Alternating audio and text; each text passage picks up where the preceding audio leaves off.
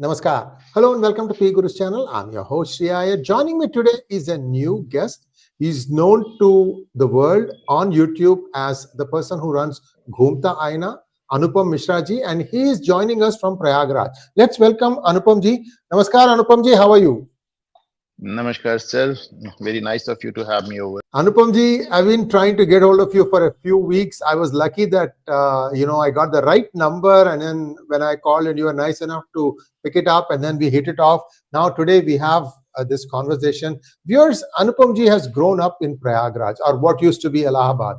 And I'd like him to, he has been to several Kumbhs. This is just one of the Kumbhs that he has been to. So I thought, why don't I ask Anupam ji his experiences of how Kumbh has evolved over the decades, and I'm sure there are a lot of interesting facets that we are going to find out about this budding journalist. He's very good. He's a regular at Jaipur Dialogues, and I'm hoping that he will be a regular on PGurus also. Anupam ji, once again, namaskar and thank you and welcome to PGurus channel. Over to you, sir. A pleasure and an honor to be here, Mr. Iyer. And let me make a slight correction. I'm not a budding journalist. I'm a retired journalist.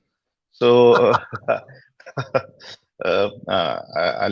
in fact, all I do today is I run an animal shelter now.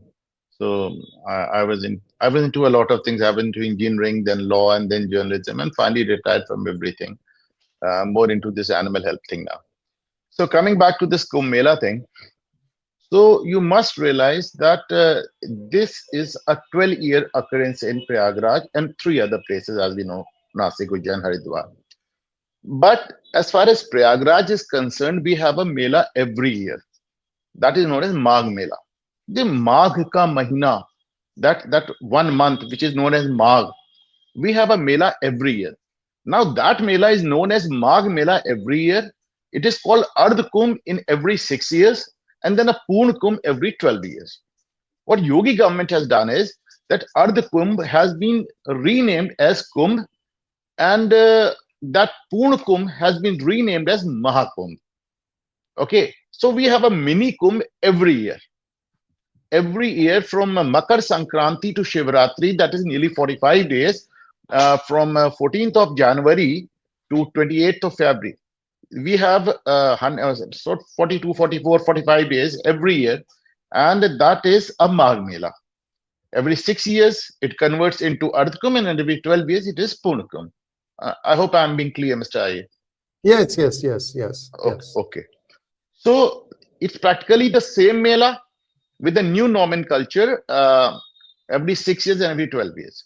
So one of the few things we must understand about this Mela is that this is River Ganges we are talking about, and it is being held on both the banks of Ganga. And this entire area is under 50 feet of water, barely 3 months before the Mela begins. Like the Mela begins in January, as you know, and by September, October, the entire area is flooded. So it is sort of a miracle that every year this area is flooded under 50 feet of water. And whenever the water recedes, you put up an entire city there, a tent city. You have electric poles, you have lights, you have roads, you have pontoon bridges, you have camps, you have restaurants, you have everything. Then the entire, once the Mela is over, the entire thing gets washed away. Again, we have below the 50 feet of water, and then and the cycle continues. Now, this is something very unique. I don't think this happens anywhere in the world. So my earliest memories of this Mela, of course, my great grandmother, who lived up to 101 years. I remember my real first memories in my life, which I remember, was going to the Mela with my great grandmother and playing in the sand. I have seen the Mela evolve over the years. A lot of changes have taken place. Mostly the number of people that come here. Of course, Kumbh Mela always had a lot of crowd. We have seen Hindi movies where the younger brothers were separated in the Kumbh and they came again in the climax of the movies. So the crowd was always there. But it has been increasing every year. But then so has been our population, and so has been our religious tourism, so has been our connectivity. And last 10 years, as you know, that we have had some very good connectivity all over the place, all over India, the road connectivity, the air connectivity, and the train connectivity. So, of course, it was only expected that a large crowd will be coming this year. But let me tell you, the type of crowds I'm witnessing, I've never seen before. I've never seen before. The biggest crowd that we witness is on Mauni Amavasya. But the crowds I used to see on Mauni Amavasya, this time I saw it on Makar Sankranti, on the very first day. So people are actually very apprehensive. What sort of a crowd are we going to get on Mauni this year? So it is known as Amavasya ka Mela ya Amausa ka Mela. There's a very famous poem by this name. People who want to hear it, but they can search the YouTube with Amausa ka Mela by Kailash Gautam, and anyone who is comfortable with the dialects of Hindi, uh, he will find it very entertaining. So over the We'll put years, a what link I to have, that. Anupamji, we'll put a link to that. No problem. oh yeah, oh yes, oh yes, oh yes. It is one of the most fascinating poems ever written about the Mela. So what I have seen over the years is that um, the successive governments have made all the difference. Like when Kalyan Singh was in power, he used to pay a lot of attention to the Mela. That the first BJP's chief minister we had in Uttar Pradesh in 90s. Um, all the BJP CMs, all the BJP governments have been actually paying good attention to the Mela. Even the rest of the other government, the Samajwadi government, the BSP government, the Congress government, they all have done their fair bit. I won't deny that, except one Mela in 2013, when the in charge of the Mela was Azam Khan. You know, is a very notorious character in UP heartland politics. He is known for his very communal rants and all. So he really made a mockery of the Mela, and he ensured that the pilgrims coming to the Mela had the worst sort of hardships possible. And we also had a stampede on the Allahabad railway station where 36 to 40 people died. Acha, we never had a stampede in the Mela except 1954. 1954, it was the Mauni Amavasya Snan. Jawaharlal Nehru as Prime Minister had come down, and there was some security things in place, and the people wanted to see Nehru, and there was a stampede. Over 3,000 people died that day. Over Oh my 3,000 God. people died that day. Oh, yes. But then we did not have the social media thing. So it was all hushed. There were so many accidents in this country have been totally brushed under the carpet because we did not have a very reliable media at that time. Uh, People climbed up the electric poles. In fact, there is a picture where a man is hanging by the electric wire. And as I said, so many people were killed that day. But that was the only exception. Otherwise, there has been no deaths in the Mela, and I find it very amazing. Uh, um, this Mela takes place in the coldest of winters as far as India is concerned. We have deaths all over the place out of cold and things like that, but not a single person dies in the entire Mela area because of cold or something. Matlab, the temperature in that particular area is a couple of degrees down even from the rest of Allahabad, from the rest of Prayagraj, because it's a riverfront. And yet no one dies of cold, no one dies of a stampede, no one drowns in Ganges. Round the year, you keep on hearing stories that such and such person died in the Ganga taking a bath, or a boat overturned, half a dozen people drowned. But nothing of that sort happens during the Mela. Be it any government, no one dies drowning, no one dies in stampede, no one dies out of cold. So I personally believe that this Magh Mela, this Kumbh Mela is more of a Ganga Maya thing. She takes care of the Mela. Trust me, it's no human achievement. Matlab, imagine 40 lakh, 50 lakh people taking bath at the same time within a couple of hours. and yet it all goes off so smoothly.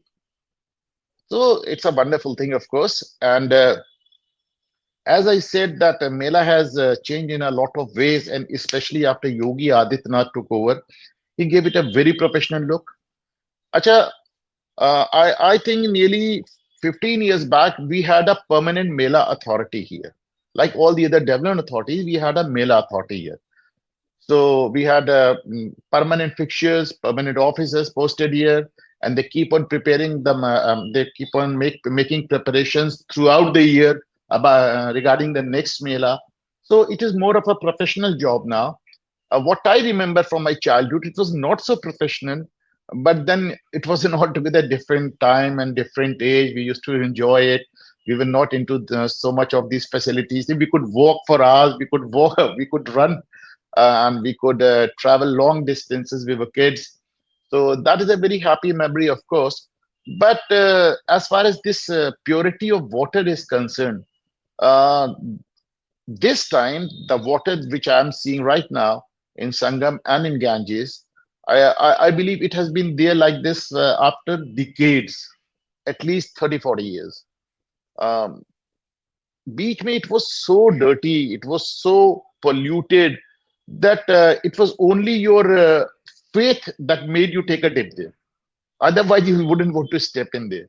But this time, Yogi ji really, really worked hard for this. There were so many tanneries which were disposing their waste, and the waste from the tanneries is very, it's a chemical waste. Toxic. They were Toxic. Yes. toxic. It's a chemical waste. So all Chromium, those right? tanneries are, Yeah. so all those tanneries. It was in Kanpur. All those tanneries have been Yes. shut down, and we are still having waste disposal in the rivers all over India. But so many STPs, sewage treatment plants have come up, and it is being treated, and the water that is finally discharged into the river is much cleaner than what it used to be.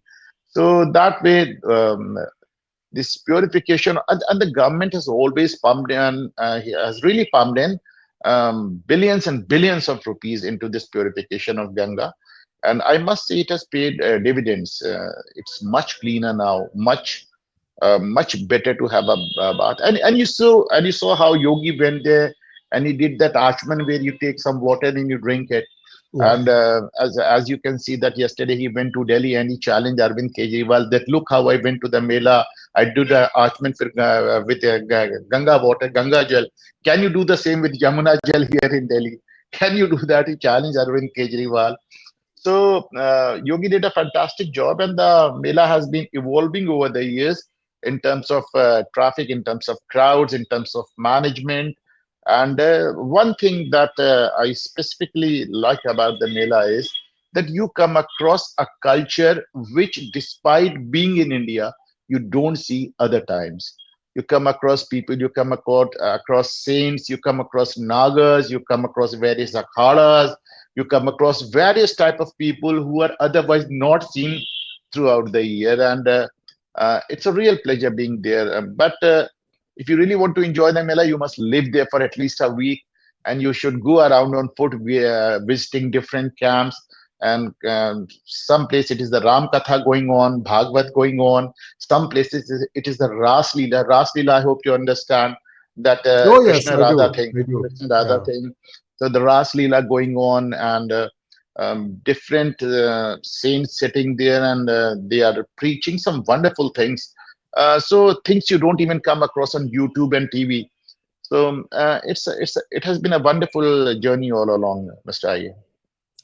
Thank you so much, Anupam ji. You kind of segued me into my next question, which is this thing about Naga sadhus. Because in the United States or in the West in general, they want to shock you into showing India as if it is consisting of people who smear ash all over their bodies and don't wear. There was a very bad video. Let's put it that way. No. They, So they have been they have they have been shaming the red Indians like that over the ages. They have been doing it all along. They have yes. been doing it to everyone. So the thing about Naga sadhus is nobody seems to know where they come from. They are there for these festivals, then they just vanish. You don't see them on the streets anymore.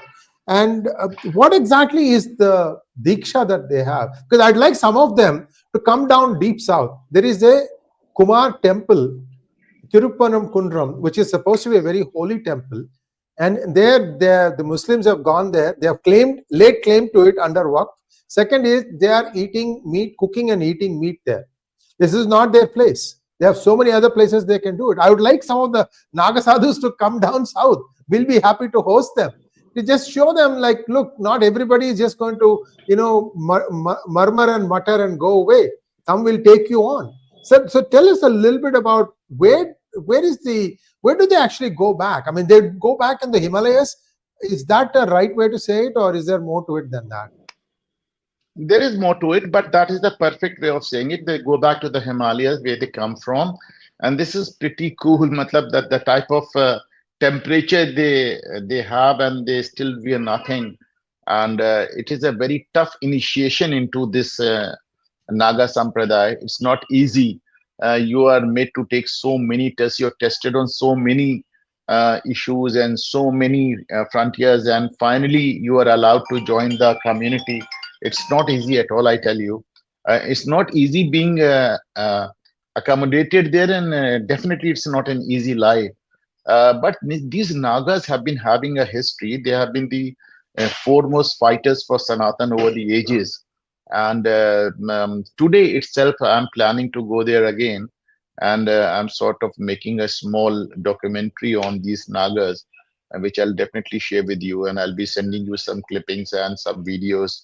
I'll be sending you some material. Maybe I'll come again on your show and show them to our viewers. Oh, absolutely. And absolutely. these they go back to the caves and the forests and the Himalayans, the Himalayan area they come from.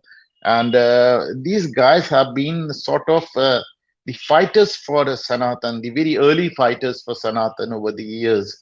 And it's a good show. It's a very fascinating show when these Nagas come along wearing literally nothing, and yet they have swords in their hands and bhalas in their hand, and the way they run and the way they chant Har Har Mahadev, and that Shahi Snan that they take, and which has been renamed by Yogi as Amrit Snan, because Shahi has an Urdu history. Exactly.